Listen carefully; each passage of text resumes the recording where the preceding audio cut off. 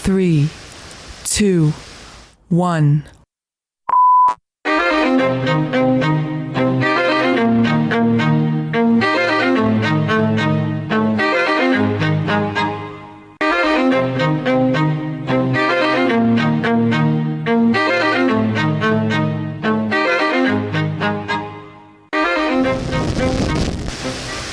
And welcome to another episode of Housekeeping, brought to you by the Politipop Podcast, the podcast where we take your favorite pop culture media and discuss the social and political themes within. I am your co-host, Mike Booch, and while Ty is taking a day off, he's allowed that, as a co-host here, we have a special guest host with us. That's right. He is a fan favorite. He has been requested back by several of our listeners, and he's what we need right now to bring levity and calmness to the unrest in America. That's right. I'm bringing back from the Batman v Superman episodes, Joe. Hi, how you doing, everybody? And they are doing fantastic now that you're about to lay down some knowledge on them. Before we do that, I want to remind everybody who's listening to head on over to Apple Podcasts or wherever you listen to your podcasts, rate and review us. 5-star review would be awesome. And if we like your review, we'll read it on the podcast too. We're still working on that Patreon. It's on its way, and you'll be ready to throw your money straight at our faces like a bukkake birthday, but with bucks. And if you're listening on YouTube, please make sure, this isn't a kids episode, by the way. If you're listening on YouTube, please make sure that you like and subscribe. Get us those views, share it to to everywhere you can. And as always, you can find us on Twitter at PolitiPopPod. So, Joe, do you know why you're back here today? Talk about the shit show that's going on right now in politics. That shit show, of course, being the election that's happening in less than a week now at this point. Yeah. What? Oh man, it's so close. Tuesday. But yeah, so Joe, I know I've mentioned you on a few episodes where I've had conversations with you off mic about how our different viewpoints on this election and the state of our country. And just bringing that up has had a bunch of listeners come in and they're like, hey, we want to hear somebody debate Joe, and Joe says why you should vote Biden, and somebody else says why you should vote third party or whatever it may be. And I naturally kind of shy away from conflict. I don't like the idea of a debate, but I do think that you have some knowledge and some experience and some wisdom in areas that us young bucks might not necessarily have. That was ageist. That us, because we're not really that young, but we've only voted in a handful of elections at this point. Right. So we've been told so far that every single election here is the election of our life, that we have to vote or die, that it's the most important one. That's the way it always is, though. Is it? Yeah. Well, because it's always, they're always talking about what's the next thing is going to happen, and if, you don't change it, the whole world comes to an end. There was, LBJ and talking about how what's his name? Oh Goldman Sachs. No, the senator from Arizona. Goldfinger. Not Goldfinger. Goldeneye. No. I can't think of his name. But he ran against LBJ, and he had that big Daisy commercial talking about how he's going to set off nuclear bombs and stuff like that. So, it's always something. Or, whether it was Reagan talking about how, everybody's going to keep kidnapping all of our people like in Iran. Or, whether it's, the Bush doing the thing with the guy that killed somebody in Massachusetts, how they're releasing all the criminals to come and kill you. It's always, Oh, and that's still happening even in local politics. So it's always some sort of crisis. Always. That it is always the time to kind of put your morals aside and vote for the lesser of two evils. Is that accurate to say? I wouldn't say that they're evil. The fact that you only have two choices, making it binary, makes it seem like that. But it's not like you're choosing between it's either Hitler or Stalin. You're literally choosing between two evils. It's just you're picking the one that's the lesser that is like you. But only two choices. That doesn't leave you much though. Where you only have choices of vanilla and chocolate. One of them's not evil, but it's just it's never really going to satisfy what you want when you only have those two choices, because you're not going to want that all the time. Yeah. So that's what the problem is. It's limited. choice. It's the lamest buffet ever. Yeah, and I mean that's what we've been saying on here for some time now, especially as the election comes to a head. That like there are third party candidates and fourth party and fifth party candidates who would all align with our politics a little better. Even the most conservative of them, being the Libertarian candidate Jo Jorgensen, still has like some pretty progressive views, but we're not hearing anything about her. We don't hear anything about Mark Charles, who is a Native American running for office. We're not hearing anything about Howie Hawkins and Angela Walker of the Green Party.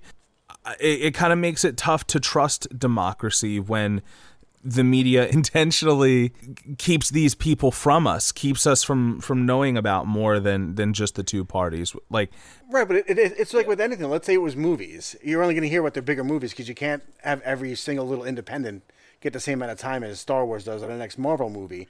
So so the person, like you said, that's not even running for, like I said, a top 4 or 5 party, that's way farther down, you're obviously not going to hear from because they're not even getting 1%. And they're going to do better on the home video release.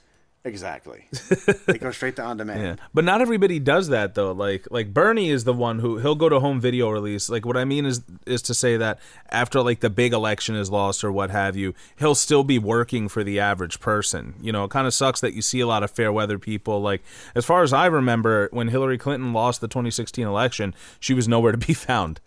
Afterwards. Afterwards. Like after it happened. Because Bernie goes back to being a senator. Yeah, so he goes back to pushing He's more actually bills and employed. Whatever. Where is she going to get? I'm saying she already was a senator from New York, and she had that up to be Secretary of State. I'm saying the only thing after Secretary of State, the next thing is Vice President and President. Always everything else is on the step down. So people usually won't do that. They'll rather go give speeches and write books and do whatever. They don't want to go and step down. No, I mean it's very rare that somebody ever goes back to something that's lower than them.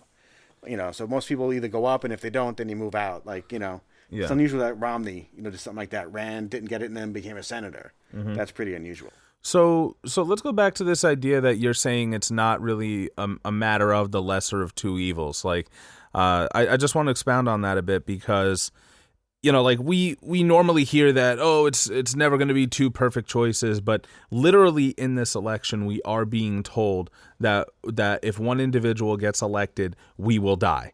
Are those sort of exaggerations normal when it comes to election season, or is it something different with this election?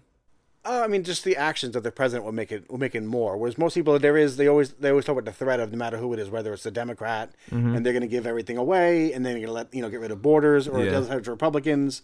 Well, like I said, they're going to start doing other things by getting rid of Social Security. So they'll always do it, but with the way he acts so erratically, they're like, not only do you have the normal things that a Republican might do, by by giving all the tax cuts to the rich and cutting back services for all the poor people, that this guy might actually do something crazy and start a nuclear war with North Korea or whatever it is. Yeah. They see him not even as having the normal, what they would call circuit breakers, where he would stop from doing stuff and getting out of control. He doesn't seem to have it. He'll just start talking about, wanting to, drop bombs on, North Korea or whatever it is to be, or, talk about pulling out of NATO or, big things like that, where, someone would never say that because you don't say that because you don't want to cause that kind of unrest because it causes the stock market to crash. You're either your enemies or even your friends, but don't know what the hell's going on. They don't know if they could trust you now because you start talking all crazy. Yeah. So, it causes so much more chaos that he becomes his own essential wild card where he should be the person that tries to calm the waters.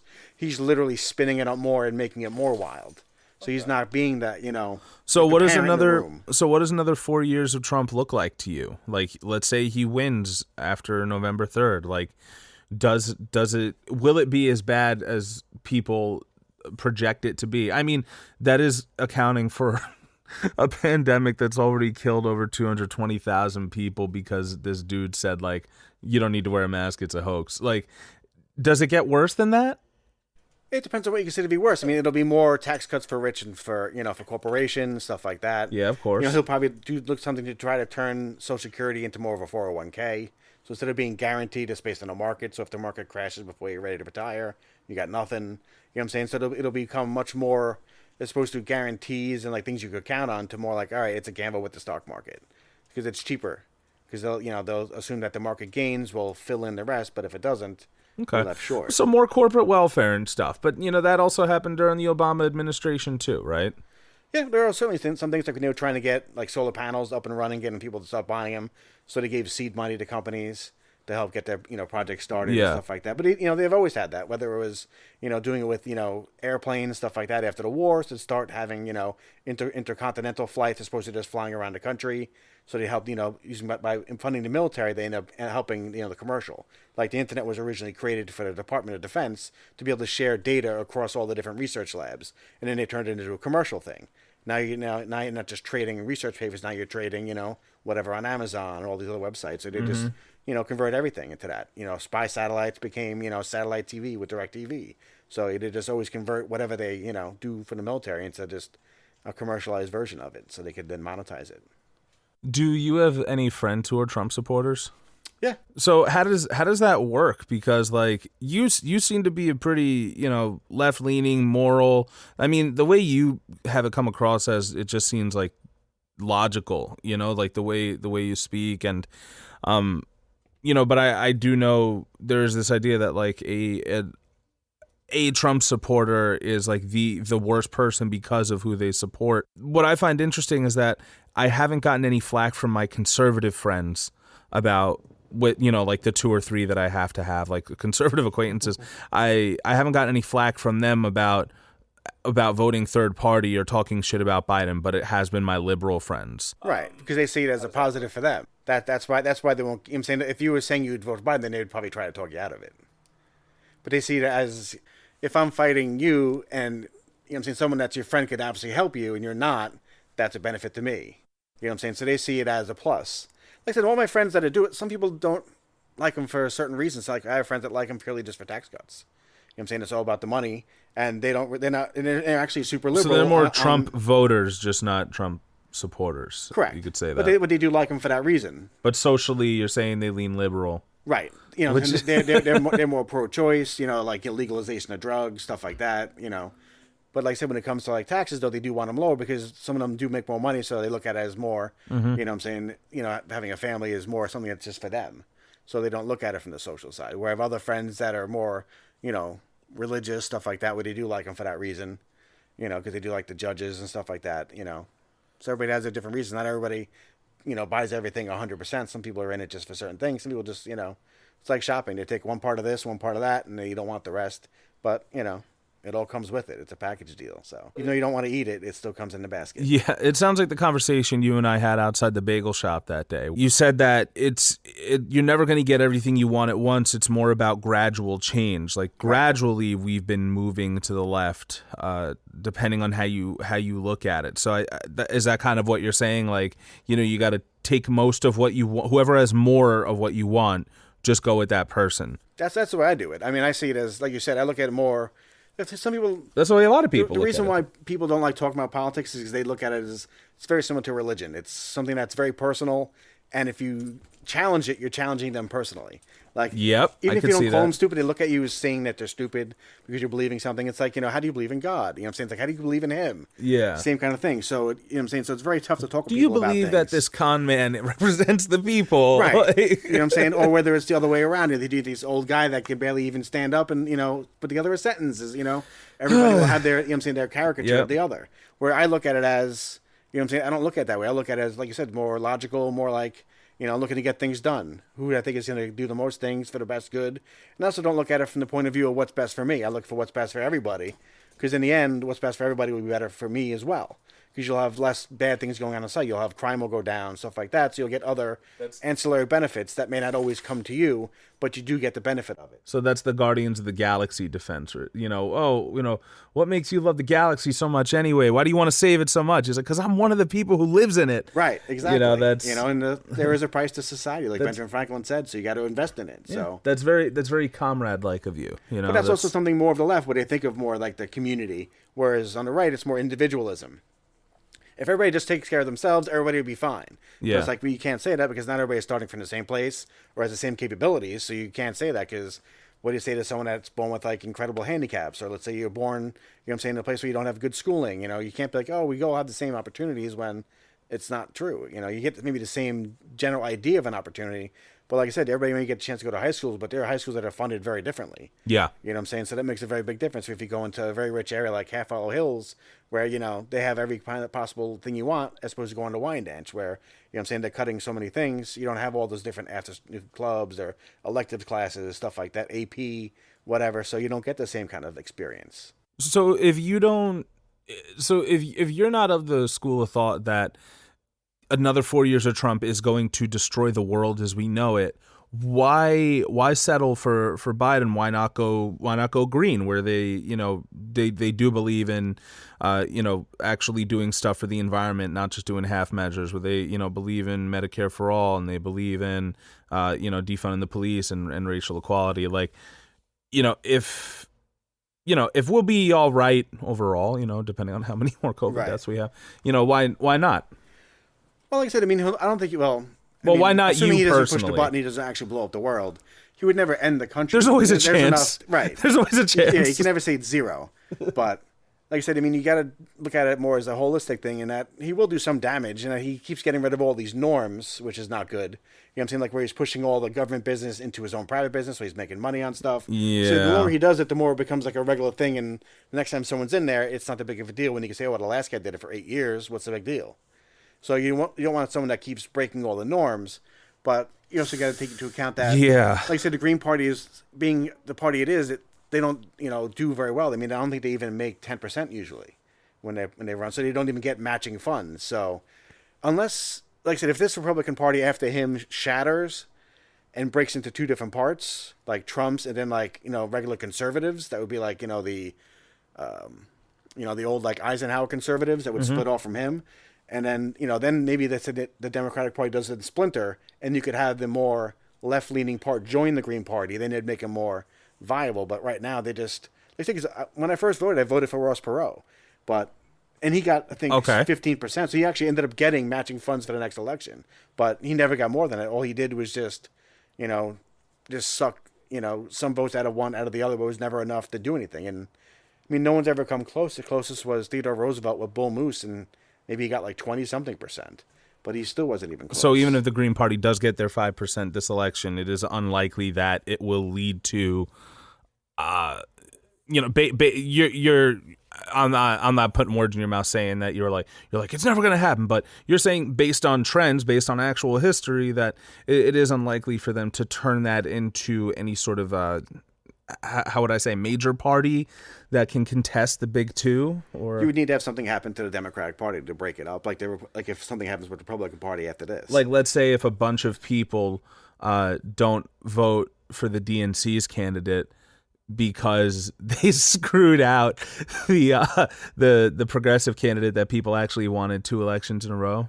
Like, is that a possibility? Or no, I think if something because the DNC has to know they can't keep getting away with this shit. Like, but you got to take into account that it's not the entire party, though. You know what I'm saying? It's like the Republican Party is maybe like 3 different parts to it, whereas the Democratic Party is like 5 or 6 parts. So, you know what I'm saying? None of them are big enough to ever take it down, where you would need to have multiple of them get together to walk away to make a difference.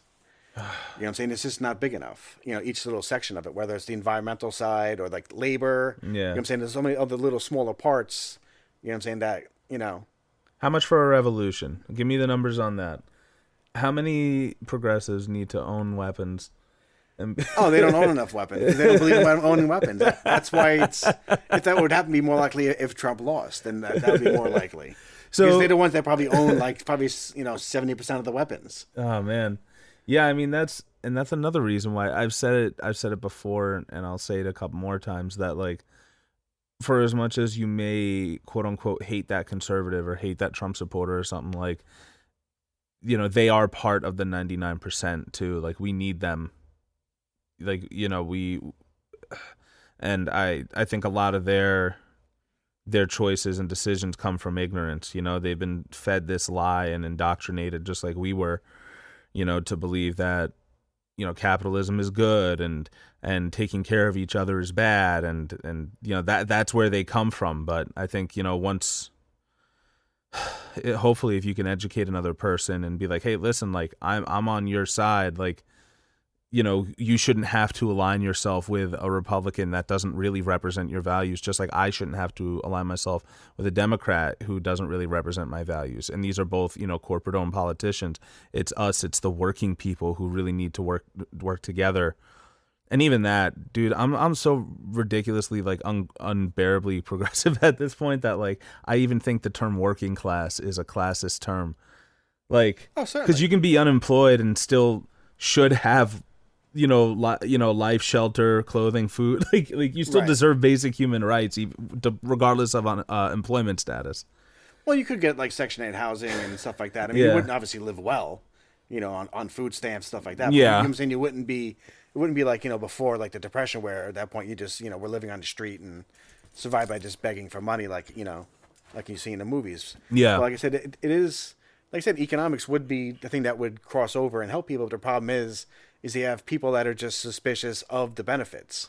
Like they don't want, even though they would benefit from them, they still don't want them because they basically just end up voting against their own economic interests because they think that it almost like admits a weakness. Yep. Or sometimes they're like, oh, well, when I'm rich, I won't need it. Not realizing that obviously not everybody can ever become rich. Someone's got to work for somebody. Yeah. Someone's got to dig ditches. So not everybody can be a millionaire. Yeah. And people got to understand that, sometimes you got to do what's best for you in the long term. And like you said, getting things like public schools is obviously better. You know what I'm saying? If people to try to afford to pay for private school for each individual kid, it'd be much more expensive. So you need to have these kind of, socialized programs like public schools, public roads, libraries, stuff like that. Because to have it privately and have to pay for memberships or whatever it is, it'd be too expensive to pay for all these things a la carte. Where when you're putting it across all of society, it's so much cheaper.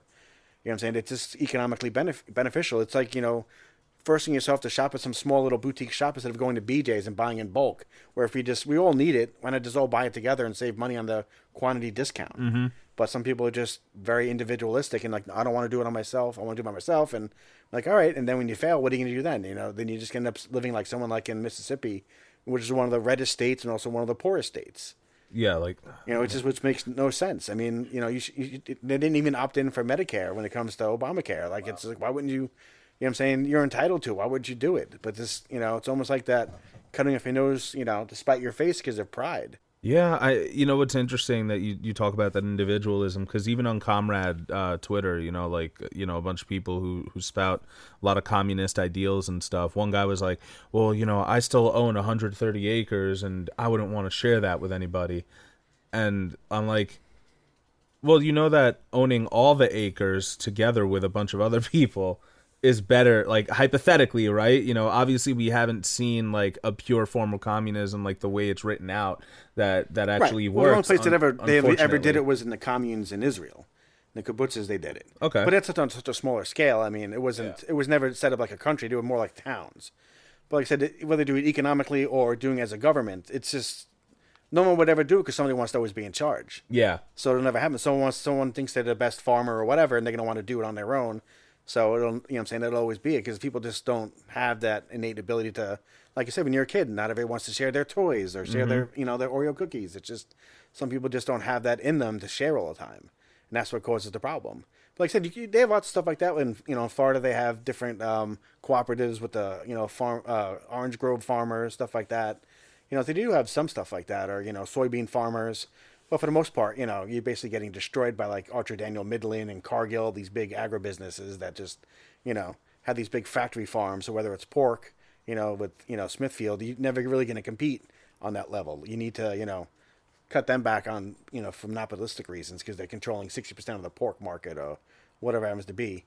Unless you do something like that where you make it so, small people can do it by banding together, saving money by buying, grain together or whatever it happens to be to kind of cut their costs, they'll never compete on that level because they don't have those kind of economies of scale to make it, cheaper for themselves. They're paying retail prices when other guys are paying wholesale. You're never going to make it. So this is why we have Joe on the show, people, because nobody else would know about a random town in Israel that enacted communist theory and it worked out for them. Nobody else would be like, oh, well, clearly this little town in Israel did it. But like I said, it's very different on that smaller scale, like on the political side. You know what I'm saying? When it comes to communism, you're supposed to pick a random person, put them on the town council. Then when you have all the people on the town council full, you pick one random person, you put them on like the county council. And then that, from that council's full, one person, you put them on the state council. And that's how it would be done. You'd have everybody would have the force to serve. But now you obviously don't have that. You have professional politicians, and it's his own business. Yeah, it So is always people. Real, People homegrown take politics. over, yeah, and that's been the problem with communism. Because the thus kid far. when you went to high school that you knew he was going to be the class president, someone that wanted to be in charge of everything, which is good because you do need leaders. But like I said, it's are they the benevolent leader? Now, speaking of of leaders, we are talking about which leader we're going to have in less than a month or whenever we find out, depending on when all the ballots get mailed in and stuff. I actually have some comments, concerns, questions from Facebook. We put this out there. So Kirk, who was actually the individual who suggested that we have you on the show specifically debating in favor of Biden. So Kirk, always interactive with the podcast. We appreciate it. He said, I'm concerned that the results will not be believed by either side. I don't know if that means violence on either side for not believing that your candidate lost or what. Do you think that's something that's possible, Joe, based on what you've seen? Well, with the different things that are going on, whether it's, doing stuff to the U.S. Post Office to slow it down so ballots don't get processed as quick, or challenging things in courts this way certain things don't get counted. Like if it doesn't arrive in the office by a certain date, they don't count it even though it was postmarked before. So I think that's what will cause the problem. Like I said, stuff like that. And then obviously with the voter president, suppression. Got it. Also with the president always saying that if I don't win, it has to be rigged. Yeah. For the last 4 years, and even when he won the first time saying the same thing. When he came to the Democrats in 2000, which was a very controversial election, when that was decided by court, Florida. down by 500 votes, they accepted it. Obviously it sucked, but they did, Al Gore said, shut it down. The Supreme Court said it. It's over. We're a country of laws. Like somebody said, that doesn't always happen. Yeah, I mean, a lot of the laws have been broken under this the party administration. that's also you would think would most likely do it is the one that did it the first time. The people that are part of the Republican Party now are mostly from the South who did, try to walk away the first time. So you never know. They do have that in them. So Travis said that he's concerned that we won't truly know who the president will be until January. I'm also concerned that no matter who wins, we will see some very bad physical ramifications. I mean, it will take a long time. I mean, I'm trying to think of when it was. I mean, you've been saying, Joe, that it won't be that bad. So please tell us now. I'm kidding. I'm putting words in your mouth. You didn't say that it won't be that bad. I mean, there were times where they didn't know who won until Thanksgiving. So there is times where it takes weeks. Yeah, but now, I mean, that's interesting. Like, we are used to really fast stuff, though. Like, we don't pay attention to precedents anymore. Like, you really do have to be a true student of history, I think, to understand the present. And it does kind of start making sense.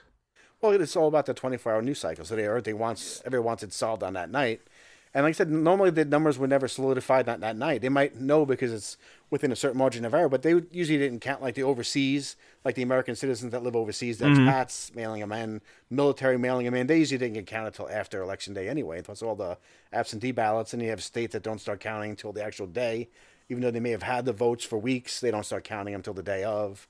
So you never really have the full numbers until then.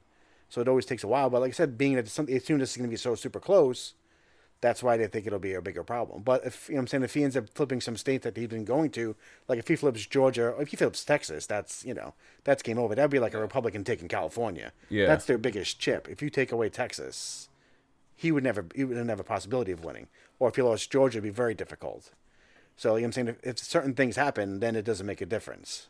He has no way of winning. So do his followers take to the streets if he loses? It depends on what it is. If he flips big states like a Texas or a Georgia, they won't believe it. I think you would have to. I mean, because those are all very red states right now. I mean, Texas has been red for like, I don't even know, 20 years solidly, of governors and senators and everything like that. Georgia the same way. I mean, the last time I think Georgia had a Democratic governor was like probably the 80s, little after Jimmy Carter. In Texas, the same thing. It was like Ann Richards in the 90s, maybe. So those states, I think they would try to call into question. But if it's a more red state, I don't think you really can. I think a lot of people don't believe in democracy, though, which is interesting. We're not a democracy, though. Tell me about it. Well, everybody did it when they were kids. You put your hand over your heart, and I pledge allegiance to the flag, the United States of America, and to the republic for which it stands. We're not a democracy. That's right. So, I mean, originally we didn't even vote for our own, federal senators. The state senate in your state picked them. So New York State Senate picked the senators that went to the federal government. And of course, these only are voted people for the who were House. landowning white men. Originally, right. Yeah, exactly. who were put there, and, Yeah, so basically you're a white landowner and you're most likely going to be a Christian, and that's pretty much who voted. But like I said, so the only people you voted for was just people in the House. You still don't vote for the president. You vote for electors in the Electoral College, who then votes for the president. So you're only voting, for 2 out of the 3 possibilities on the Supreme Court's obviously appointed. So you're not voting for the president. You weren't voting for the senators. You were only voting for the House then. Now we've gotten senators, so maybe we're 2/3 of the way there, but still not a democracy. So that's why you could lose when you actually have more votes. I mean, Hillary Clinton had about 3.5 million more votes, and he lost. So you have other states where Democrats have more votes and they lose the amount of House races because of gerrymandering and the way they shape them. So you can actually still lose. That makes it undemocratic, even though you have more votes.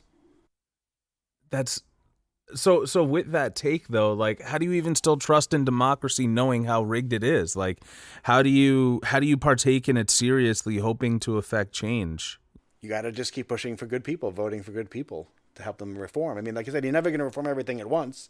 You got to, everybody will take their one thing and try to reform it and try to make it better. Whether it's LBJ with the Great Society trying to solve poverty, things like Clinton helping out with things like people getting automatically registered to vote when you get a license, getting better financial aid in colleges, stuff like that. Everybody has their different things that they do. So they try to help in that way. Mm-hmm. So you just kind of got to pick your thing and work on it. Obamacare was Obama's thing, trying to get everybody health care, more, to more people. So you kind of, do what you can. By making it mandatory and... Well, he thought the best way of doing it was by picking a Republican plan. He figured, all right, this is your plan. How could you say no? And he said, yeah, we still don't want it. It came from the Heritage Foundation, a conservative think tank. That's why it was supposed to be about personal responsibility. That's why they had to pay for it. Well, that's what's so interesting. The Democrats, I think they keep trying to reach out to the Republicans, and the Republicans, they don't want to lend a hand at all. They don't want to concede everything. So why should people keep voting for a party that wants to, for lack of a better term, make a deal with the devil and not really progress anything? Like, the more you learn about history, the more you see that the Democrats are actually much more conservative than they are liberal. Like, they're made out to be these liberal heroes, but in fact they're actually not. So, what I don't see the problem with voting left of the Democrats, if it is the will of the people. I feel like we're kind of going in circles at this point, but like, I don't know, is there any credence to lend to that? Or like I said, what Obama was trying to, like he said, try to be the president of everybody. So he tried to bring them together, but when the party, McConnell and those guys had a meeting, and they said that their first job was to make sure you didn't have a second term. It's kind of hard to do anything. Yeah. With them. Like I said, you should eventually, kind of take the hint and try to do things on your own. Like I said, they do. Like I said, you also got to take into account that you can't also go from 0 to 100 as well. Like I said, you want to do a much more progressive, platform. But you got to take into account, does everybody else want to move in that way? Are you going to have people that are just reflexively going to turn it down? That's why a lot of people want to do things like a public option first. And then once people start having it, and people are like, oh, you should try it. It's much cheaper. It's really good. Someone, you talk to someone that actually had it. Or if you just force it on them, like it's like a kid, they're just going to not want it just because you're trying to push it on them. People are just going to reject it out of hand. Whereas, like I said, if you did it more over time, more progressively, as opposed to just all at once, I think that it would do better. Like I said, so with Obamacare, like I said, you made it so that you bought the insurance, instead of through your company, through the states. So this way it was bigger, like a bigger pot, a bigger pool, makes it a little bit cheaper. Now, if you add the public options, so if you want to, you could buy in through Medicaid, do it that way. Then maybe if you want to get something for extra stuff, you buy like an outside, for-profit one that gets you like the private room and all the extras. But you have that as like all your basic kind of healthcare kind of stuff. Eventually, people will like it, and then I think eventually people will just migrate towards it. I think if we try to shove it down their throats, that's when you can have a fight for it. You're stealing my freedom. Where if they walk over that line on their own and they buy in, like Social Security, where they thought it was more socialism, like Reagan was trying to say, they would have hated it. Well, if you do it slowly, I think they basically just like become more accustomed to it. It's not as threatening. It's a little easier thing to get people to swallow. I'm of the mindset that a lot of big moves to the left have been won through radicalism. they talk about how the Civil Rights Act was because they kept getting beat in the face and didn't do anything, but it was actually passed after MLK was assassinated and the riots that came from it. I think that it kind of comes down to a point where marginalized groups, when they get to a boiling point of they won't take it anymore, they'll get one little concession. All right, fine. Gay people can get married, fine. They'll that those in power hand out the smallest concessions. I mean, slavery still isn't even illegal. It's not illegal in our country. It's they just changed it. They amended it, right? Oh well, slavery is illegal unless somebody is being punished for a crime, and that's how you end up with chain gangs. Yes, exactly. With all the terror, the disproportionate jailing of black men and women. So, is it? I mean, obviously, go to the polls. You're saying that the polls will lead to a slow progress, but can certain groups of people afford slow progress? Can we just burn it all down? The person that's going through it obviously would never want to. No one would ever say, I want to go through this for another 20 years. Yeah. Like I said, some things are more radical. Like I said, I think the civil rights stuff would have passed as well. I think that was more like just a thing that pushed it over the edge. But like I said, there was nothing that happened. I wouldn't say Harvey Milk dying is the same thing as Martin Luther King dying and getting gay rights. But like I said, it did happen, but like I said, by having more stuff on TV, becoming more, because the thing with the left is much more is they do it culturally. So Will and Grace was on. Just, I'm saying more, more people were just outwardly, gay, so it became more normalized. Yeah. John, whatever it happens to be. And that's kind of part of what we do here, too. We do talk about how important media is in influencing public opinion. Right. And that's something that's done more on the left, where they think that culture should drive it. Yeah. So that's why they want to wait until, let's say, there's more people that are in favor. That's why they haven't pushed drug legalization. But now it's gotten to the point where it's more than 50% in most places. That's why you have Willie Nelson sings about smoking pot, so conservatives are more likely to vote to decriminalize it. Zach Brown banned smoke. These are all country people, folks. Smokes pot, so people are more likely to approve it, at the polls and stuff like that. Right. So. Last thing I want to talk about, Marissa, she says, I'm concerned why for the past 2 elections we keep getting shafted with candidates while the better candidates either back out or are forced to by their respective parties. Very woke that's what we're talking about here. And then she said, edit. Okay, maybe that's not in particular to 2020. XD, the little... I'm an anime girl. I love smiling. My concern is the reaction of everyone when the results come out, honestly. I feel like either way, everyone is going to freak the poop out, blush face. So, Once again, it seems like everybody is just concerned that there's going to be a literal civil war. Right. When it comes to candidate selection, the reason why it always ends up that way is that, for the most part, is that because people like you want to go people always move towards the middle to get more people, whatever it was. Because you want to get the most people, so you move towards the middle. So you end up going from, like I said, on the conservatives, like I said, you end up with Trump, which was more conservative. But normally you went towards the middle with Romney, who wouldn't be considered as conservative as him. Yeah. So you usually don't get as conservative. Just once in a while, you do usually get that. Usually presidents are so side, quietly racist. That's the weird part. What's that? Usually presidents are so quietly racist. That's the weird part.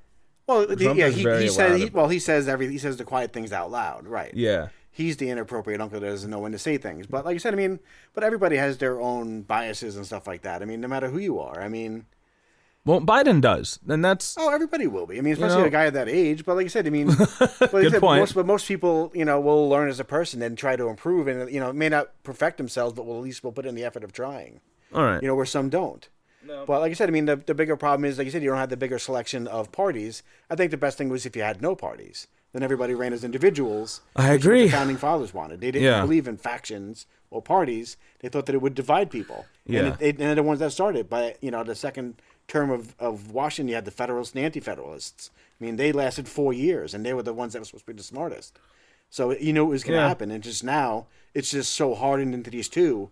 The last time we had a party that disappeared was the Whigs that died when the Republicans started with Lincoln. Well, I think my personal theory from the very limited info I have is that the Whigs just became the Democrats because the Democrats still existed. The Whigs became more the Republicans. Well, because the way I saw it was I believe it was the Mexican-American War. and the Whigs were very opposed to the United States taking any of that Mexican land by blood. But there was blood. There was at least like 10,000 deaths, and then finally at the end of the war, they paid the Mexicans. Like like I think it was like $15 million. It wasn't even that much, but at the end of it, you got California. That by itself is ridiculous. Yeah, but the Whigs, they morally were against the war, the campaign, but they didn't want to seem unpatriotic, so they voted for it and provided troops and stuff like that. And then by the end of it, despite all the deaths, even when money was paid, they were so thankful. They were like, oh, at least it wasn't bought with blood, it was bought with money. Like, to me, that's a very democratic thing to do. And by I mean the party, the Democrats. Oh, but you're thinking of the Democrat Party now, which is different than the Democratic Party then. The Democratic Party then was more south. It was way more conservative. I mean, it was labor, but still more the southern plantations. Whereas the Republican Party, which started under Lincoln, was more the business in the north, and in the south it was much more liberal people. So it was different. They swapped in the '60s, so it was a very different party. So they kind of like, it's kind of weird how they kind of like flipped. It's like almost like the Earth changing its axis. They met in the middle of a field, flipped the coin. They're like, who's the really racist one for the next decade? In order to expand their voting population, and LBJ put forth, as Democrats who normally wouldn't, they were more segregationists, put forth the civil rights amendments. That's why they got all the black voters to move over to them. And then the southern, the Republicans said, all right, we got your something, so it's a big part of our party. So they then turned into segregationists. They became the Dixiecrats, who then moved over, became fully Republicans after that. Whether it was Strom Thurmond, other people that were Democrats originally, but then eventually became Republican senators, where they completely flipped, which is what Nixon did with the Southern strategy, where you do everything about law and order, and you're stopping the riots. Yeah, we know what that means. People that are, starting problems and, in like a Walgreens, stuff like that, trying to get food, at the counters. Yeah. So he was going to, bring back, law and order to everything. So that's how they flipped it by. I mean, I was very much prepared for this to be you shaming me and telling me why I should. And I would never tell anybody how to vote. Because you're so smart, it's a very personal thing. You would trick me into it. You would like I said, Hannibal Lecter me into it. No, if we have a conversation, if I made points and you agreed with me and you wanted to change, that's perfectly fine. But I would never say, if someone ever said to me, who should I vote for? I honestly, I've never told anybody who to vote for. I won't. That's something that's very personal. You should make that decision on your own. And if you feel that voting for a Green Party is the best thing, you should. That's what you think is the best. Like I said, I did it. I look at it as, I guess maybe you could say you're lucky that, Bush didn't win. Clinton ended up winning. So it was, like I said, the better choice out of those two, because I went for Ross Perot. But like I said, I've already done that. So for me, it's not something that I would do again, because it's not going to have the same payback. It's more just symbolic. It's, I'm saying, I don't want to be involved in that. I'm going with this guy. I'm staying true to my philosophy, and I'm going to go with them. But for me, it's just something that's more, that's maybe more economical. It's not efficient. Go with the incrementalism. Get a little here, get a little there. A touchdown 5 yards at a time as opposed to trying to throw a 100-yard bomb. Throw that Hail Mary, it's going to be a lot harder to do. I think you're better off doing it over that time, because you will get more people to buy in over time if your ideas are valid. If, like I said, you do, let's say that, you open it up to an option, public option, people could buy into it. So even if you don't, you have on your own insurance, you might do it just to save money. An extra $150 you save, you use it for something else. So people start doing it, because all it is just the processing of your healthcare. It's not actual healthcare. Yeah. You're still seeing the same doctor. This is just a guy who's just processing the papers. And Medicare does it at, I think it's like 7 cents on the dollar versus, what they have now with the ones that are more profit driven, which is like 25 cents, because you got bigger salaries. You got to do obviously ads on TV, where you don't see Medicare or Medicaid on TV. Yeah. They don't advertise. So they have such a cheaper overhead that you could do it for much cheaper things. So it becomes more economical. People would eventually move to it. Like I said, and if you want the bells and whistles, you go out and you buy a for-profit little cap on top that gets you all the private rooms and all the goodies, that kind of stuff. But like I said, I think you're just better off doing it incrementally, just because I think more people will buy in. It'll become just more legitimate by population, as opposed to being legitimate purely by law and trying to force it onto people, where they're going to fight it. They're not going to want to do it. They're going to say you're stealing from me. But then you also have other ramifications too. Like if I have it, through my company, and I'm now going to, get it less, are they now going to pay this extra money that they're no longer matching for my insurance to me? I'm going to get a bigger salary? Are they just now going to pocket it? Because those are more known as fringe benefits. You're getting them in lieu of more income. So instead of paying just me this money, pay for half my insurance and I'll pay for half. So now if you're no longer paying the same amount of money, are you not going to give me that money, or are you just going to keep it and I'm getting screwed out of that money?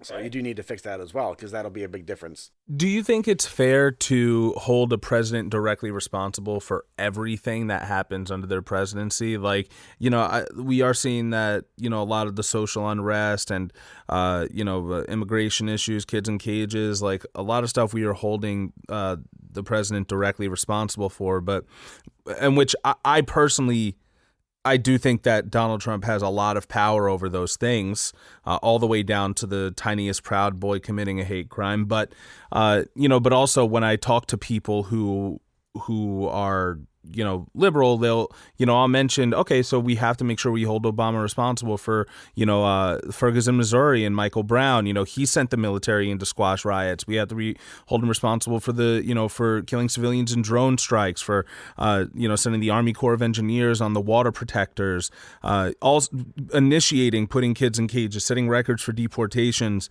And that kind of upsets them because we want to believe that Obama was this liberal hero. But, in fact, he was just as much of an imperialist as the other presidents. He was sexy while he did it, man. So much class, this guy. Should we be holding them responsible for everything that happens under their presidency, or what? What do you think? Oh, and then, as Eisenhower said, the buck does stop with the president. So, in the end, yes. But like I said, on a very low level, you can't. On a very fine level. But like I said, in general policies, certainly. Like I said, with Obama, like I said, separating kids, those were kids that weren't with their parents like now, where they're taking them away from their actual parents. That's a kid that came over with a bunch of people. Right. Oh, and over then the caravan. And then they would separate them. Well, that's and then they would get put in a cage. Well, then they had to find, what are you going to do with them? You got to put them somewhere, and there's only so many hotels. Now they have them hidden in hotels where they won't let people even into the buildings. It's like ridiculous. Wow. But like I said, you do got to hold them, because general policies will trickle down to that. But you have to have people in place below you that will enforce it. So you got to make sure that people aren't being abused. That whether it happens to be in Iraq with people getting tortured, stuff like that. But you also can't say stupid things like, when he talks about cops, like, oh, don't be too careful with them. Don't check their head and be a little. My day they used to rough them up or stupid stuff like that. Then you are tacitly kind of giving approval or saying stuff like, oh, I'll pay the legal bill or stupid stuff like that. Yeah, but also You do like kind of police encourage it. brutality has happened under every presidential administration too, and it doesn't seem to have gotten much better, right? Like. Well, no, because I think we asked them to do too much. There's certain things they shouldn't be involved with. Like the kid today that had mental issues, that had a knife, they shot him. Whereas, I'm saying, obviously, number one, you could shoot him in the leg and not have to kill him. But like I said, if you could have brought in someone that's more of like a mental health counselor to help him, maybe something like that could be, dealt with a little better. Maybe not every single time, but at least gives you the opportunity for that. But just like you said, whether you're dealing with, let's say, a homeless person or a drug addict, or there are plenty of other places where you don't always want to call a guy that has a gun. Like even just getting pulled over, you're getting a ticket for not signaling. Do you really need to have a guy with a gun pull you over? Can't you just have... You never know like when things are going to go bad, man. Just like you have parking cops that just give out parking tickets, you can't have just simply, traffic ones where they do have the capability of having some kind of, non-lethal weapon or something like that. But in some cases, maybe you do. If it's a, known, drug corridor where they're transferring drugs, where maybe they're more likely to have them, or it's, a high gang area, or maybe you have it because you have special, areas that are special groups that are trying to deal with that. But like I said, for the average, person, you may not need it. Like if it's, husband and wife fighting, I'm saying, maybe you send over someone that could help mediate that kind of thing. Yeah. You don't always need to send a cop. And I think it puts them in awkward positions because they don't receive a great deal of training. Exactly. Most cops, maybe it's 6 months to a year, where in Europe it's sometimes 2 to 3 years. Yeah. You know what I'm saying? And you also you should be getting a lot more professional development as time goes on to new things that are going on. Of course, and when you do get new scared, ways to de-escalate first things. thing you're going to go to is your gun if you're not trained right. well Or there's enough. some people that maybe can be cops. Maybe they shouldn't be out on the street. Maybe they should be a person that is dealing with people that are in the precinct. Or the other person that helps, deal with the rape victim and talking to him. You can have other jobs within being a cop instead of all being on the street. So you can find a different place for everybody. Maybe that person isn't, fit to be on because they do have that kind of maybe slight fear. Where, like I said, you can't have a person whose job is to serve and protect be afraid, and the first thing they think to do is to shoot everybody. Because they're supposed to be there to protect a person. So you should, in theory, like a Secret Service agent, almost take the first shot before you ever give a shot. Yeah. Because you shouldn't be the person being aggressive against the people you're supposed to be protecting, even from themselves. So since you really went into the police brutality thing, I do want to talk about some stuff I found regarding, just Biden's history, because once again, I'm not telling people all right, I'm going to be frank with you. As long as you don't vote for Trump, I'm fine. I understand that people are voting Biden for the same reasons I voted Clinton 4 years ago. And, maybe 4 years from now, you'll think like I do. And then, maybe another 4 years from now, I'll think like you do, Joe. Like, people change, we evolve. But I respect the person who admits, listen, I'm holding my nose and I'm voting Biden, blah, blah, blah, as opposed to the person who every time they see an anti-Biden thing, they comment, oh, he's still going to be better. He's still this. And they start defending someone who they know is a monster, somebody who they were trash talking when Bernie was still running. Monster, though? Yeah. Okay. So let's go to this. So we're talking about Biden's history. It shows that he drafted the 94 crime bill. He opposed desegregation through busing and didn't have a way to fix it because of why he opposed it. B.B. Coker, she's an activist who urged Biden to support housing reform, which he did, but he didn't support desegregation.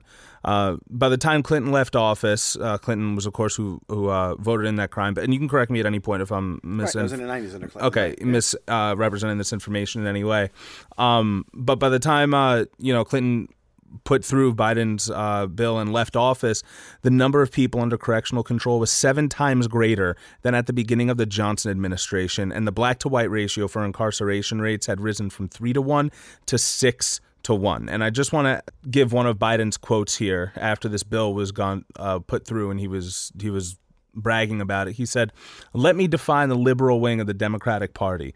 The liberal wing of the Democratic Party is now for 60 new death penalties. That is what is in this bill. The liberal wing of the Democratic Party has 70 enhanced penalties. The liberal wing of the Democratic Party is for 100,000 cops. The liberal wing of the Democratic Party is for 125,000 new state prison cells." Now, he seems to be not bragging about it now. I think it's personally just because he's running for office. But do people change? And then also, times change as well. I mean, at that time, that's when everybody was worried about the crack epidemic going on. It's like in the 70s with heroin, where you end up getting the Rockefeller laws, which made drug penalties very high. Yeah, but they were all put in place. It was basically an overreaction. And for the black community, though. The war on drugs is for, war on black and brown people specifically, providing harsher penalties for powdered form, for rock form of crack cocaine than for, the powdered form of cocaine. Like, right. Like that was all. But you also got to take into account that the powder cocaine dealers aren't the ones running around in East LA shooting everybody. Those are more the crack dealers that were doing that. So it was seen as being different, whereas the cocaine dealers were bringing it in by the boatload, so you wouldn't deal with it. You had guys with machine guns, obviously, but you didn't have the shootouts on the street. That it wasn't street level where you stuff. where you didn't have the poor 6-year-old kid riding a tricycle around that gets hit by the bullet. So that's why they did it. And also, it was also popular in the black community. They did want more cops and, more penalties for people that were doing it. So it was something that they asked for.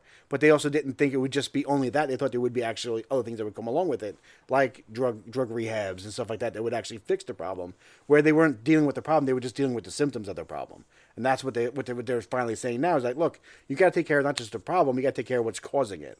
So you have to deal with the quality of life, history of addiction, job opportunities, stuff like that cause that. Mm-hmm. You know what I'm saying? Whereas, like I said, now you can see the big difference between how they're handling the OxyContin drug problem, where now this is more health. It's not crime like it was with crack, even though they're still robbing. Are white people using Oxy? Right, that are stealing it from pharmacies and stuff like that because now they relate to the people. Once people can now relate, that it's white people, like a Dick Cheney who is now pro gay rights because his daughter is gay. Mm-hmm. Some people don't come across until it's personal for them. Now that they know someone's kid, that's a good kid, but he's hooked on heroin. But he's still a good kid in their mind because that's their friend's kid. So that now they can empathize with it. Before they didn't, they sympathized with it. They felt bad for him. So we're gonna get the criminals out of there. We're not gonna deal with the problems. We're just gonna get the bad guys out. And they did. They ended up incarcerating the entire generation of people. But like I said, you never dealt with the problems. You never got the jobs in to those areas. You never got the the training, the stuff they needed, the improved skills, better schools, stuff like that to help them improve them so that it would never happen again. You just basically just got rid of the people that were causing the problem.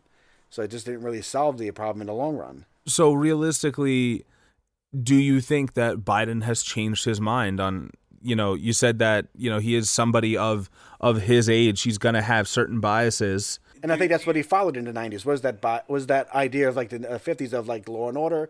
If everybody just follows the rules, we'll be okay. And I think now they're saying it's not just the rules. You have to fix problems. There's some problems that you can't just be like, if everybody is nice, we're okay. Some people need help, and that's what they're seeing now. That's why I think like he says, he doesn't want to defund it. He does want to reallocate money, though. I think just defund is just bad word usage. Because you're not defunding it. You're not taking money away. You're just moving it to other services. I don't think he believes in anything, though. Like anything at all, or this. I mean, he's a conservative. Like that's clear. I think he can be a Democrat. He'd be considered to be a conservative Democrat. He'd be a blue dog. Yeah, he is from Delaware. That is a border state. I just feel like people, once again, I know you're not saying the lesser of two evils, but they're saying like, he's going to help separate kids from the border. No, like that happened under the administration that he was in.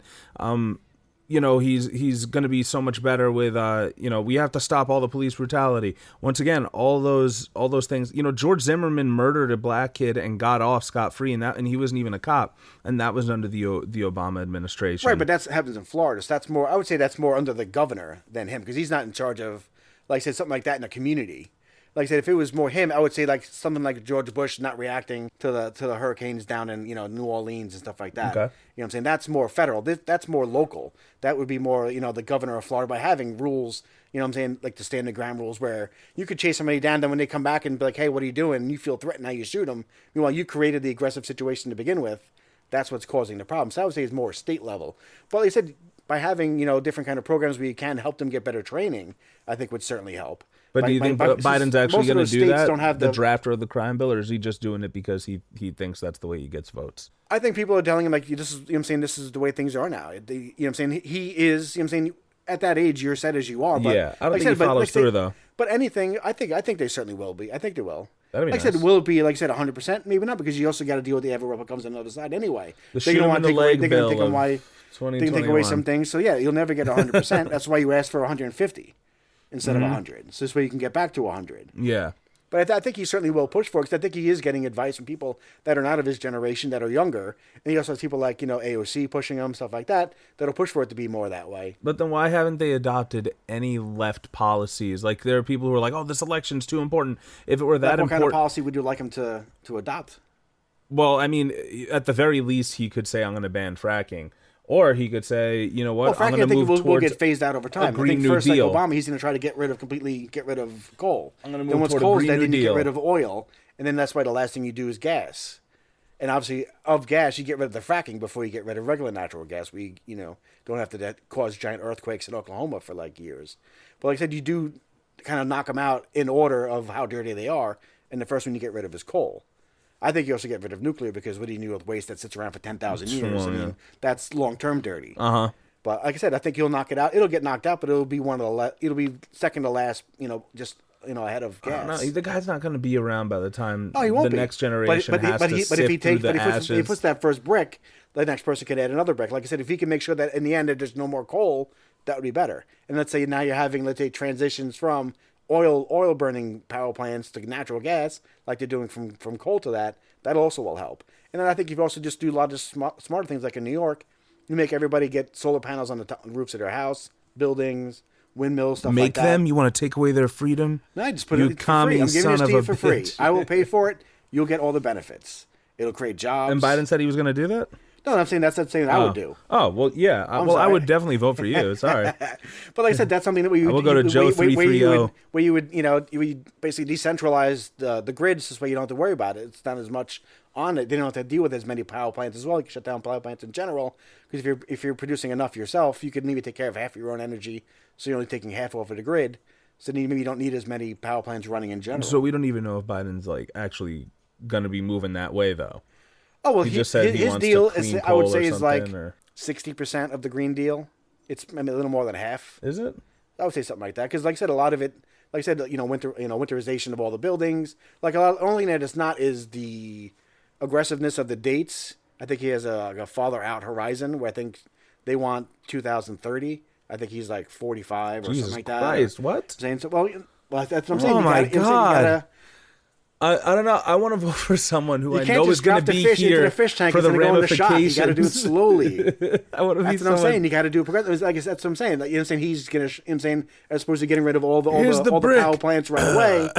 I'm saying, it'll be over time. It'll be first the coal, then it'll be more incremental. Like I said, maybe the next person maybe puts down 2 bricks. You know what I'm saying? It's just like I said. Also, with a guy that is not going to have a second term. what I'm saying? He can also go, go like suicidal and be like, I can go for anything because I have no future, and try to push for everything because he doesn't have to worry about winning it next turn. I wish. He could do that, but then if he wish. does that, he could screw the next person, though. You know what I'm saying? If you push too much, you could do that. So you never know what he's going to do. Wow, we always have to walk this balance beam. That's because you don't have very long terms. Yeah. I also want to talk about Kamala Harris real quick, because she's also been propped up as a reason why, you know what, well, at least it'll be a Harris administration and blah, blah, blah. And, Harris herself, like, I remember in one case she was not anti-death penalty. She has a very mixed record on crime reform in the LGBTQIA plus community. She actually kept a trans woman locked in a men's prison with no identity, gender identity treatment for her dysphoria, and a federal district court judge actually ruled this unconstitutional under the 8th Amendment, which forbids cruel and unusual punishment. So, also I don't see why people are propping up Kamala Harris either, as like, because she's a black woman, they're going to deal with police reform and stuff like that. But there's still people that are, you don't have to be, not every black person is like super liberal. I mean, some of them are very religious. But that's what she's being propped up as. Well, I mean, she is, I wouldn't say she's the most liberal senator, but she's generally, I would consider generally liberal, like I said, in most things. But like I said, also being a prosecutor, you also lived a different life at that point, where your job was only crime. Yeah, that's true. So it's also very different. Where you're dealing with things on a much more granular level as well, being in charge of all of California, where it's not like the Attorney General of the United States. You're trying the cases yourself. You know what I'm saying? So you're much more involved. So you do have to take certain stances, like I said, regarding like the death penalty and stuff like that, or whether it's drug legalization. So like I said, times can change once you become a senator, and you're no longer dealing with that kind of the kind of a system. You're dealing it more in political system. You could then put things in place to fix the problems that you saw as the prosecutor, where you felt like, because you also are there as a representative of the people, and if the people want a certain thing, you can't be like, all right, I'm not going to listen to 90% of you. I'm doing what I want. That's also not fair, as a representative of the people. You're supposed to have a bit of a mirror effect, reflecting what they want. But like I said, being as a senator, she did become more liberal than she was as a prosecutor. But like I said, I also don't think that she's, Kucinich or Bernie Sanders or anybody that's super liberal. But like I said, she's certainly more liberal than I would say Hillary Clinton is. Well, think, she's also hawkish too. You know what I'm saying? But like I said, I think there will be some areas where she is hard and some places where she's softer. No. But I think she will certainly soften him. She'll make him more liberal than he is. Mm-hmm. But like I said, it's the same thing. It's not, up to a 10, it's, maybe like a 7 or something like that. So, yeah. Like I said, if you're young, you want things now. I want them now. That's very true. That's also very American. I want change and I want it now. Oh, here I am, and then, being like an you said, American. people, I'm ashamed. Other people that, don't want that. They want the exact opposite change, or they want no change. So who's right? Who's wrong? In your head, you're right. Bob Dylan told you who was right. Are you better start swimming, or are you the bad guy like in somebody else's story? Probably. Probably. I'm going voting on election day with the Superman hammer and sickle hoodie. My friend has a full-on hammer and sickle with the CCCP. Oh, beautiful. For athletics. Yeah, he wears it all the time. So we were kids. We would play like the video games, and you could pick countries. He would always be Russia. That's amazing. Soviet Union. That's He'd amazing. be the Soviet Union all the time. We'd all fight over being America like idiots. Now, speaking of foreign policy, we haven't been hearing as much about Trump's drone strikes. Is it because he's making less of them, or I have seen a couple of mixed articles that like we're just not aware of his because there's a lot less transparency than there was with the Obama administration. But it seems on the surface that Trump is actually the least imperialist president we've had in most recent memory. Is that something that you might agree with, or When he's certainly not starting anything new. But like I said, he's continuing I think, the forever wars. To a lesser extent. I mean, I think he is, making them a little bit lesser, but they're getting lesser on their own also as well, because you're not fighting, the same kind of groups that were around as much. So he's more about destroying his own country than also destroying others. You're not going to hear about a lot of it because of all the other crap that just comes up in the news, that he's just always causing so many ruckuses that, it's true. Something like that will go under the radar. That But he did end up killing like the head of the Iranian Quds Force, and he is doing some pretty high level assassinations. I mean, so they are being done. You just not hearing about him, accidentally blowing up a wedding, and stuff like that. But, but he does, you know what I'm saying? Yeah, Does it's always Biden going do to the happen. same thing, though? Does Biden continue being as hawkish or more so, knowing his history? Well, I think the biggest problem that they're having is that because there's no people involved, because they are using drones, they're more willing to do it. Where if they have to send in SEAL Team 6 and there's a chance that only half of them are coming back, they're less likely to do it. But if it's just some kid in Vegas, playing basically, Call of Duty. A military version of Call of Duty, exactly. Yeah. It's much different. Where granted, you're losing a $2 million drone, but you're not, talking to someone's, mom and telling them how their son died. So I think that makes everybody a much more aggressive person. Where I think that's part of the problem. Keyboard warriors, literally. Literally, yeah. They're basically becoming that because they're not doing it face to face. So I think if they did have to do it, I mean, I'm sure they wouldn't like that being done on American soil. Oh, well, yeah. Having somebody else flying their drones around here trying to kill somebody, but... Well, yeah, I mean, that's the whole idea, right? The narrative is our guys fight overseas for our rights, but, like, our rights haven't been in danger for a very long time. I don't remember the last time they were like, all right, we're going to meet out in a field in Mississippi and have a war. We haven't hosted any wars since, what, the Civil one? That's in America, yeah. Well, they had like a small battle in Alaska during World War II, but...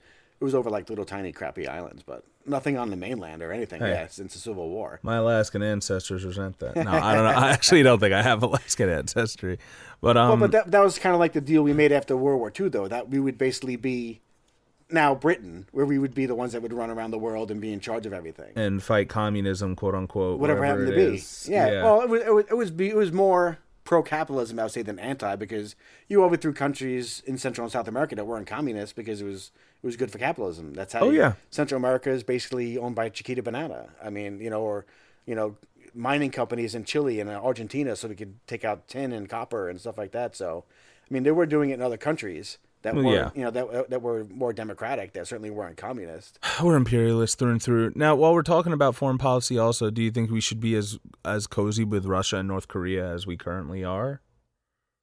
I mean, you should always have talks. You should be like basic politics says, like the did person Trump that you talk to legitimize the most is your enemy because you want to make sure you don't get into a fight.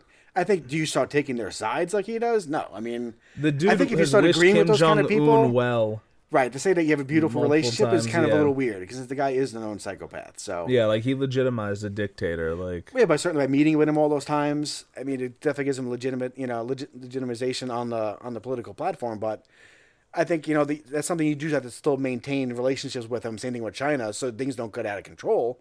But like I said, I don't think you certainly should be bowing to him, saying, "Oh, Putin said something very strongly," which I don't know what that means. If he was yelling it or flexing or something at the time, I don't know, say strongly.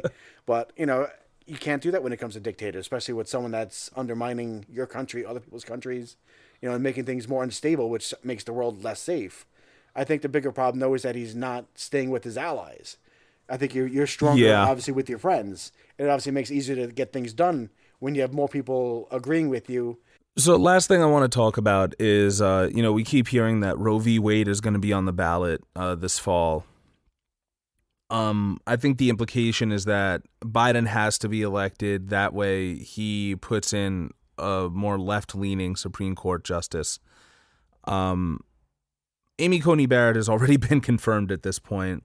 So is there any point to that argument? And before you answer, I just want to expound on it a bit.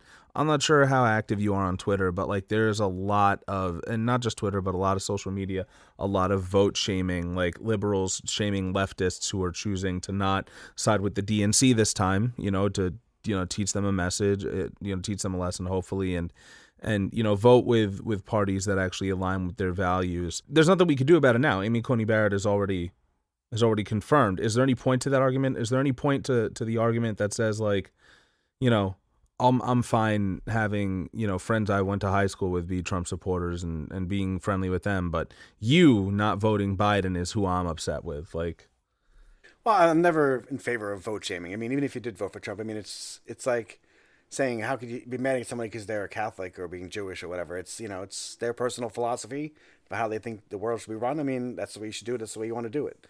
I mean, when it comes to Roe versus Wade, I don't think they'll outright get rid of it because then that'll cause a huge backlash. I think they'll keep it there in name and they'll just keep allowing all these different weird things like the hallway's got to be 20 feet wide. So what's been happening, Yeah, they'll just keep cutting it down to the point where basically it is, or like, they'll make it so like you could be pregnant for like 6 minutes and then it's illegal. They'll just keep whittling it away, but actually keep the name there So this way they can say, oh, we never really technically got rid of it. We just want to make sure everybody was safe. So we put in these different guardrails and make sure everything was good. And they'll just do it that way. They'll just kind of whittle it down to the point, like the Civil Rights Act, where they keep taking out enforcement things and things that actually give it meaning. So there's got to be. So it's there as basically like an empty shell. So, I mean, there's got to be a revolution somewhere, though. Like, this system has been allowing this stuff to go on for so long, though. But the way it's built, though, it's built not to have one, though. It's built to have give. You know what I'm saying? The only problem that I could see is that because we're not a parliament, you will have a point where we'll dominate, the Democrats will dominate the House and eventually the Senate, and they'll just battle over the presidency. Unless they could flip like a big state like a Texas or something like that. So that could be a problem, because then you'll just have, a president that's Republican fighting with a Democratic House and Senate where nothing will get done. And you'll just have a stalemate.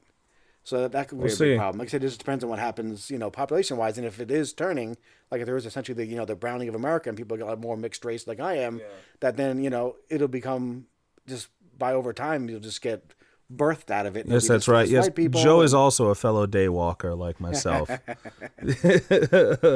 Undercover Latinx. Yes. Man. Undercover Puerto Rican. There you go. But I've been finding that people are hitching their horses to people instead of ideas, which is, as we learned in the V for Vendetta episode, if you have an idea, the idea can't be shot, it can't be locked away. Even though one person who has that idea might die, it'll continue to live on. But I'm seeing it on both sides. I'm seeing that, there are people who are so on board for Bernie that they'll vote for whoever Bernie tells them to vote for, despite the fact that he is now helping to push the corporate duopoly. There are people who, are so Trump, I think that they are forgetting about their own country. That, Trump in a lot of ways is,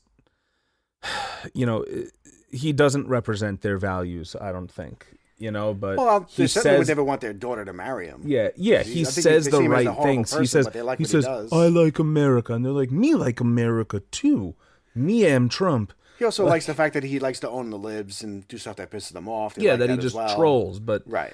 But they definitely don't like him as a person, I don't think. I think they like him as an idea, like that he's a guy that doesn't care. He says what he wants, says what he means. And, you know what I'm saying? He's like, oh, well, I'm not politically correct. It's like, that's not really what politically correct is. No, it's not. Politically correct is, not calling the woman that brings your mail a mailman. You know what I'm saying? You call him a letter carrier. You know what I'm saying? Calling a girl like a pig, that's not politically incorrect. That's just being misogynist. It's just being a dick, Right. You know what I'm saying? He just likes to say that things, tries to soften it by saying politically correct, where it's more so, more being misogynist or anti-Semitic or whatever it happens to be. And he just, does it like in a more lighter form. That's the whole Indian argument, or the whole, how many times have you been called Spanish? Right. Because, no, we're not Spanish. We're not from Spain. Right. The only reason our people speak Spanish in the first place is because of those motherfuckers, right? Who colonize and shit. So it's not a matter of, oh, I'm not politically correct. It's like, no, just be correct. It's not like, oh, my name is Walter, and I'm like, okay, Max, and they're like, no, I said my name was Walter. Listen, I'm not politically correct. I don't play by your rules. Right.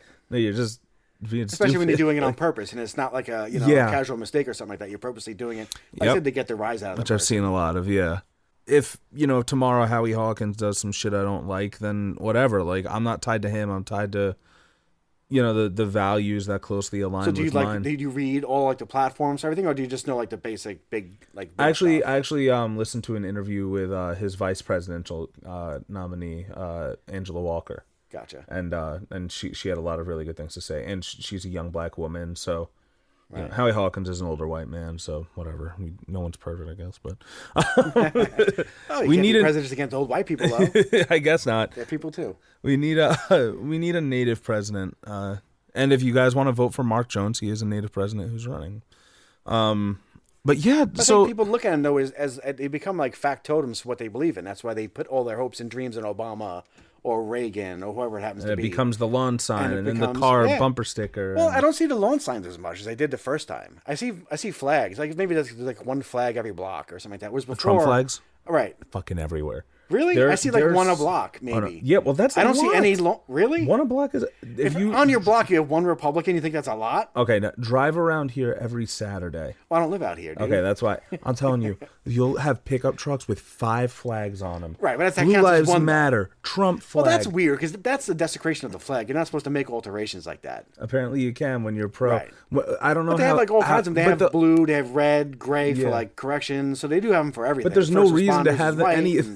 Right. Nobody said fuck the police, fuck the fire department. Like they right, but it's more like a solid. It's more fine. like a solidarity thing for first responders and stuff Well, like that's that. what they think it is. That's right, what it's but like become. I said, I mean, like I count that as one guy, even Yeah. though he's a complete meathead. He's probably also got truck nuts going on too. Yeah, So. but you like can I said, that's have- like one guy though. Like I said, I said one on each block. Like I said, I mean, you grew up in Suffolk County like I did. I mean, we've only had since I've been alive only Democratic Suffolk County executives. I grew up in the town of Babylon. We've only had Democratic town supervisors. I mean, in most of my life, I've only had Democratic representatives. I had Tom Downey, then Steve Israel. It's so weird considering And then now, the amount of conservative the people. only person that I've had, because King out of Nassau County like took a little piece of Suffolk, so that's why now I have him. Otherwise, normally I would have had a Democrat. They basically did that when they redistrict and they split Western Suffolk. That's why you have Zeldner out here, who's conservative. Oh, Zeldin, that fuck? Right, Zeldin, and then you Yeah, I have fucking King hate in Nassau Zeldin. County, who basically dominates most of. But normally it's not. Like Yeah. I said, all our local people are all Democratic. It's just that if you're able to crack areas in a certain way, you could split the votes and you could dominate. Even though you don't have Yeah. the actual votes, you can turn a Democratic Yeah. county into a Republican county when it comes to representatives. Yeah. So Joe, I really appreciate you taking the time to come on and just share with us, your knowledge of, your take on this, because, I actually have been very embarrassed around people to say like that I'm not going to be voting Biden, because the instant response is, oh, so you're pro-Trump then, you're a vote for Trump, you want another 4 years of Trump, blah, blah, blah.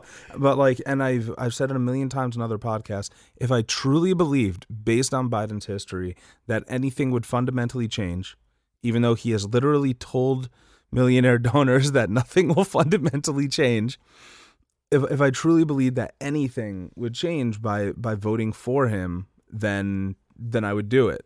But So why do you think he's telling the truth to the donors? he's pretty. Why? Because they're who he's beholden to. Well, But he is- wouldn't you be more beholden to people that actually vote for him? The millionaires don't have enough votes to get him in. He is literally. I think in the said- end, he ends up splitting and he gives half to each. I don't know why I he would think say he'll keep- nothing will fundamentally change out loud. Like he's not. Well, he's it not trying certainly to won't- appeal to. It won't be like FDR. It won't be like something like that kind of a quick change. But like I said, he'll raise taxes on the capital gains. It won't be like it used to be up to 50%, but it'll go from where it is now in the 20s to maybe like in the 30s. So it'll certainly go up. Like I said, you'll never have a 92% tax rate like under FDR, where the highest rate was 92%. But it'll go up into the mid 30s, something like that. Where now it's like a 28. So you do believe that Biden will increase taxes on certain tax brackets? Certain wealthy people. I think he will, but I think he also should create more of them.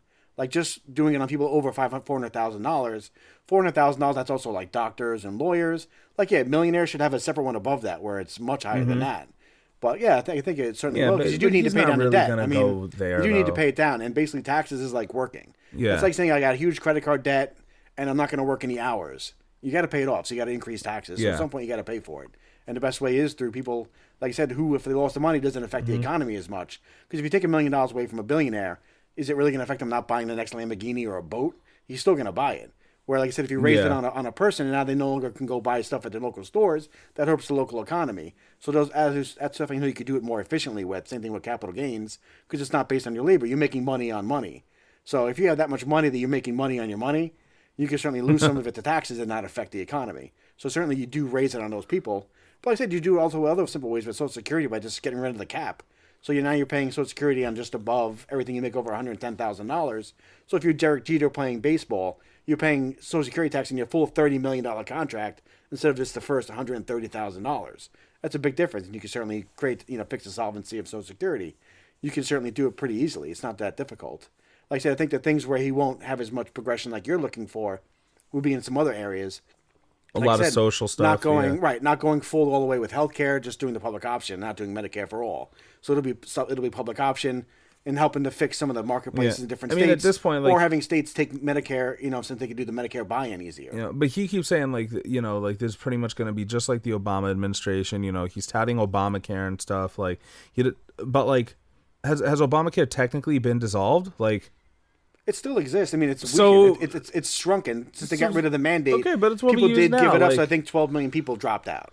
So Yeah. 12 million people I don't lost. know. Yeah, But I if don't you got think rid of he's it this completely, progressive you'd have like 20 hero. to 30 million that would lose it if Yeah. you got rid of it completely. based on his I think it'll basically be Obama plus. Be the best way to kind of say. He will build on what he did. Yeah. But it'll never get to the point that you're looking for, though. Yeah, I'm saying that based on his and Harris's records, there's no reason to believe that things are going to progress in a fundamental way.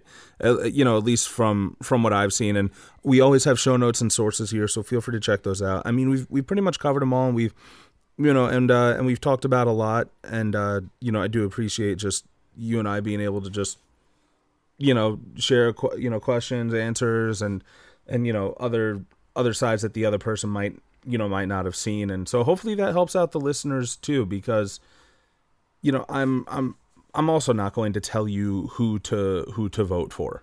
Right. But I do think that people do need to be better educated. I was talking to one of my close friends, and he was like, "Oh, I just got to find a good Democrat to vote for." And I was like, "Hold on a second." Because once again, the narrative is Democrats are the good guys, Republicans are the bad guys. That's the narrative. But Depends on who you are. I'm sure D's dad doesn't feel that way. Well, I am, but He's still a Republican. I'm sure he thinks is, that but the Republicans are the good guys. Yeah, but he Trying still to stop believes the communist pinkos.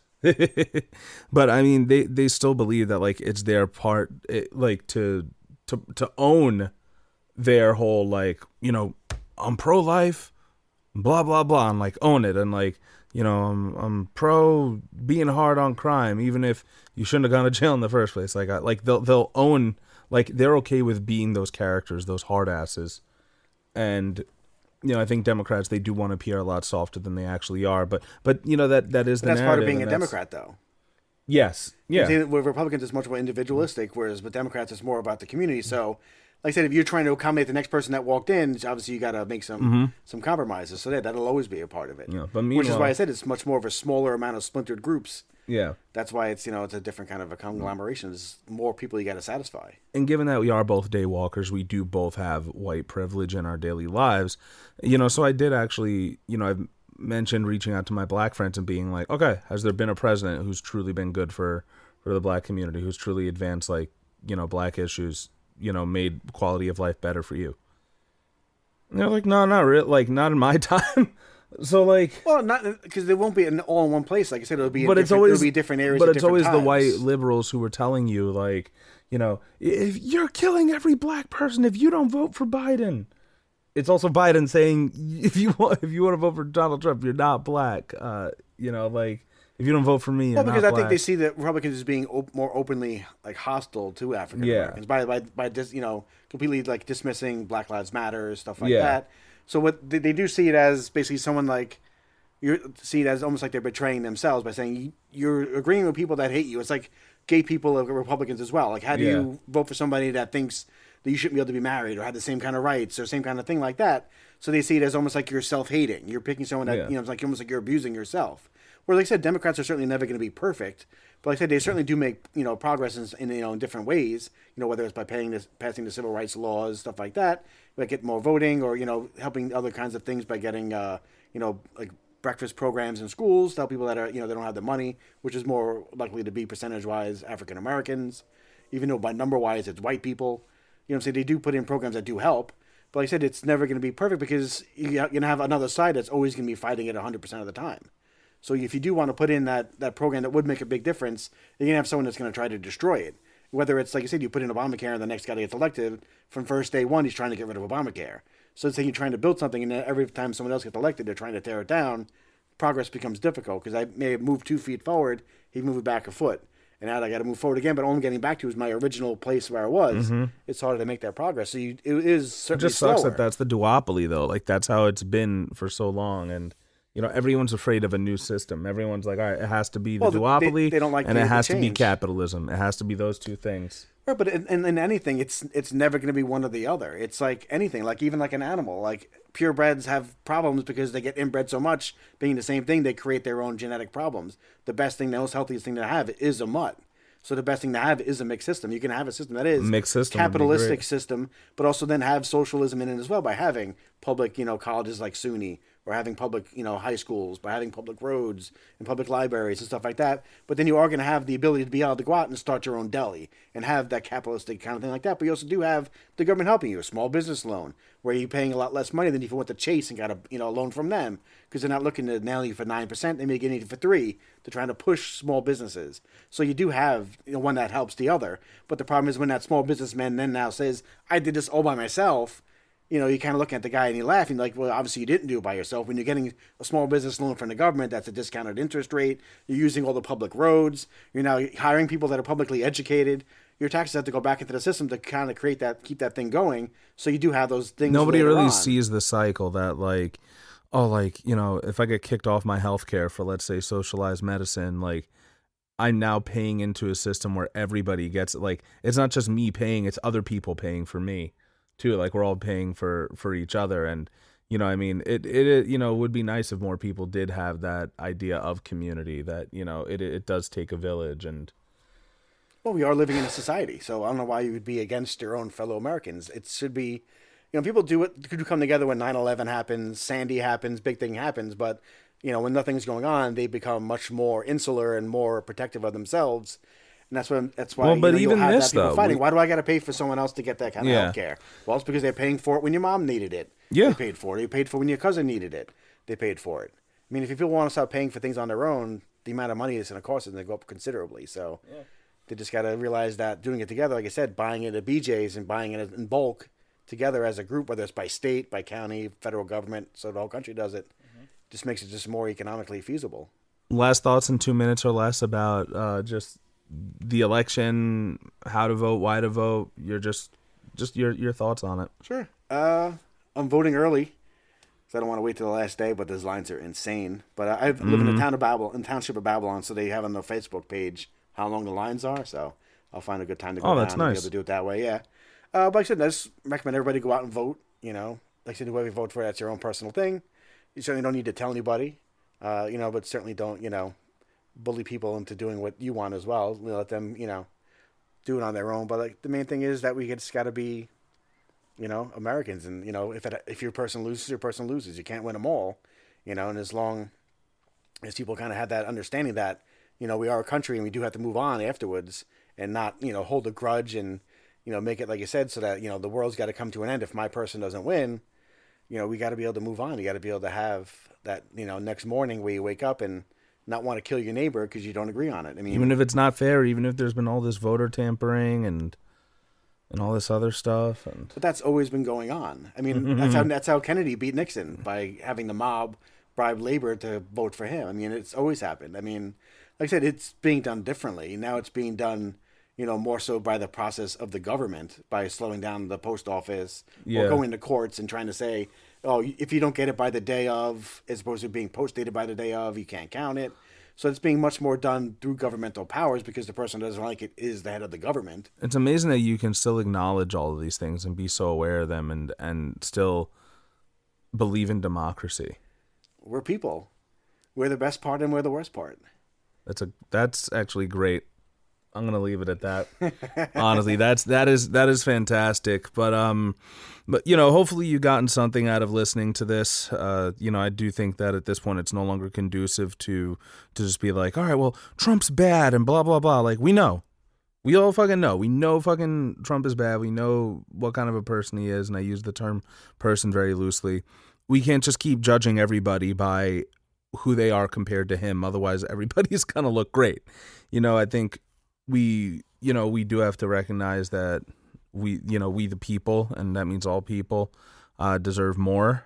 And, we got to just make sure we know what our options are. And yes, we have a bad guy. How do we move forward from there? How do we really move forward? And, it was awesome to have this perspective. I'm going to give you some info right now. You can listen to us and rate and review us on iTunes or wherever you get your podcasts. Like and subscribe if you're watching this on YouTube.